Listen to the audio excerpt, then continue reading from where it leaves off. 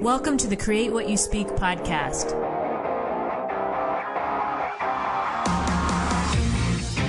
Join me as we have a real-life discussion on how to change your life by changing your thoughts. Remember, question everything, trust yourself, and find your truth. Welcome to the Create What You Speak podcast. My name is Sloan Fremont, and I'm your host. On this episode, I am excited to welcome back one of my favorite guests to the show, Dr. Erhard Vogel. And we've been doing these monthly series. We've been talking about different topics with the goal for each episode to help anybody who's willing to listen, who's listening to these episodes, to learn how to actually experience yourself. We've been talking a lot about being engaged in a practical process that will help you respond to those internal signals that we all get every day of our lives. And each of these episodes is really a reminder for all of us to value ourselves enough to do this inner work, to be willing to do this and to take these steps to change your life. And so each of these episodes, we have such an amazing conversation each time I start off with one topic. I don't tell Erhard what the topic is before we get started, and we just roll with it and see where we go. So Erhard, welcome back to the show. Thank you very much. So just for those who are new to you, I'm going to briefly read your bio, and then we're going to get into today's topic. So Erhard is recognized as one of the foremost meditation and self-realization teachers in the world. He's the founder of the Nataraja Yoga Ashram in San Diego. And Erhard's teachings are a unique combination of time-tested wisdom and pragmatic method. If you've listened to any of these episodes before, you know Erhard teaches to know, not to talk at us, but to teach us so that we can take what we talk about on these episodes and experience it in our own life, so that we know we can understand and know what that means for us in our own lives. Erhard teaches not from books or from other people's ideas, but from his own profound life experience. And his most recent book is called A Dialogue with Death, The Teacher of Life, an Ancient Story for the Modern World. So Erhard, are you ready to get into today's show? I sure am. All right. So today I want to talk about resisting our current circumstances. And what I mean by that is I've noticed this pattern in my own life. I've noticed this with a lot of my friends, where it's not uncommon for us to fight where we currently are. And what I mean by where we currently are, I'm talking about maybe we're in a relationship we're not satisfied with, or maybe we're in a job that we're not happy with. And so we get in this state of resistance because we don't want to be in that place. We don't want to be unhappy in the job. So maybe we pretend that we're happy even though we're not, or maybe we pretend we're happy in the relationship even though we're not. And from that place of resistance, of resisting our current state, we try to act from that. We try to act while we're in resistance. And what I found in my own life, that all that does is bring more chaos to an already chaotic situation. Right. So I wanted to talk about that today and get your thoughts on that and see where this takes us. Well, what occurs to me immediately is that when we're in situations that we don't like, or maybe even can tell that they are harmful to us, because to be, let's say, to be in a job that you know is not the job for you, but you have to stay there because you're insecure about getting another job and you have to pay the rent and stuff like that, but you know the situation is not good for you. The first thing to recognize is that the situation most likely will not change itself because you don't like it. Right. Or even because it's not beneficial to you, or even harmful to you. It's not going to change itself, which means it's actually up to somebody else to change it for you, right? No. That's somebody being you. It's up to somebody to change it, not somebody being you. It's up to you to do something about it. Right. Not to wait for somebody else to do it, or circumstances and conditions to do it for you. Right. It's not going to happen. Exactly.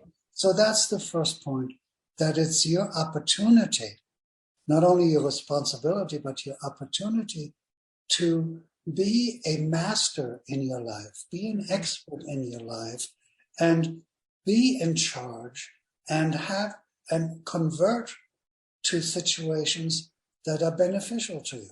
Right. But for that, you have to be aware of what's going on inside of you. Right.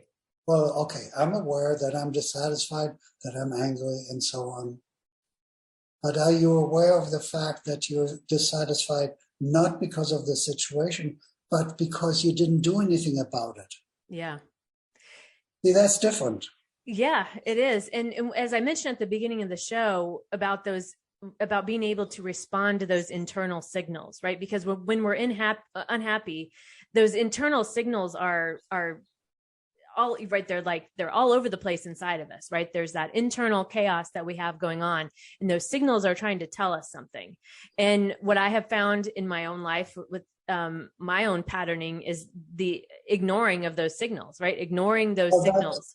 That is the cause of the internal chaos going on. The chaos is alerting to you, no, you're still out of touch with me. You're still not in synchronicity with me. You're not with me. Right. Who? While your mind, feelings, emotions, senses are not with you because you are not listening to them. Right. You're not responding to them. You may listen enough to be frustrated, but you're not listening enough to do something about it. Yes. So one thing that you mentioned at the very beginning is about self-awareness. Mm-hmm. What we're about here is learning how to be self-aware and then respond to that awareness, not just to keep on dismissing the signals of discomfort or pain or frustration, but doing something about it. But in response to not more circumstances and conditions out there, but in response to what we experience within ourselves about ourselves. And there is the crux of the matter, because people often refuse to acknowledge what's going on within. Yes. And that's why I wanted to talk about this today, because this came up with another friend I was having a conversation about this wanting to pretend, push away, whatever the word is, of what is currently going on, because we want the other side of that so bad, right? We want the better job or the better relationship or whatever that is. Which you will never get by just pushing away what's happening. That's right. Exactly. Because you're just making more of what's happening, plus more. Right. Because we're in chaos and we're trying to create something new, and all it's going to do is create more chaos. Right. And so being able to have that awareness of those internal signals, being willing to pay attention, to slow down enough to pay attention to those, and then understanding that, okay, and just because you're acknowledging your current situation and it doesn't mean that you're saying that you're going to stay there and that you're okay with staying there, right? But if you're not willing to acknowledge it, you're never going to be able to get past it. That's the first step. Mm-hmm. Your acknowledging means not that you want to stay there. It means that you're ready now to do something about it. Yes. And that's the rare step. Yes. Doing something about it. Right. So in order to do something about it, it takes a whole shift of awareness. Yeah. Because the scenario you're talking about, the awareness is always in terms of the circumstances and conditions. That's where all the awareness is, and the chaos that causes, and on and on and on. Mm-hmm. That's endless. You know what is the end result? You don't have to live your own life. You live the life of the circumstances and conditions. Yeah. Just like an alcoholic does. Yeah. Or drug addict does, or work addict does, or distraction addict does, or fear of myself addict does. Yeah. Did you get that? Yeah, I do. Yeah. So, first of all, you need to have a loyalty to yourself enough to want to have a relationship with yourself. Yeah. What do you mean? Well, relationship of your mind and feelings and emotions to you. Yeah. Because those are the instruments through which you perceive, through which you experience life and express life. So if they are disregarding you, or even just busy distracting away from you, then you're always in chaos and always in suffering. Right. Suffering is good because it alerts you there's something wrong here. Right. And there's some action to take. There's something to do. That we're not meant to stay in that state of dissatisfaction or whatever it might be in the moment. But there's many, I mean, I know I've done that over the years in my life where I stayed in something that I knew the internal signals were screaming at me, but yet I couldn't act. But yet I still, like, as you said, I still expected the situation to change. Right. No. So we human beings, with our mind, feelings, emotions, senses, intellect, and intuition, we have all of the instruments, fine, powerful, alert, clear instruments by which we can figure out this situation, acknowledge it to ourselves, and then do something about it once and for all, for real, for good, and flourish. Yeah. As soon as we do, we flourish. Right. But what percentage do you think of humanity does that? Very little, maybe less than 5%. Yeah. And the percentage is even lower in this country than a number of other countries that I know. But in terms of humanity, that's the general situation. That's why, look at, we're destroying our planet. We're killing ourselves. And do you realize when I say this, the majority of listeners will be turned off? Because here we're talking about, where's the scientific proof? We haven't exploded. Our planet has not exploded yet. So what are you talking about? You know? Yeah. Yeah. Well, and so I think, so far to kind of summarize what we've said, I mean, first off, I think the majority of people listening have that understanding, or they understand those internal signals when something isn't right or something is off. I'm dissatisfied for some reason.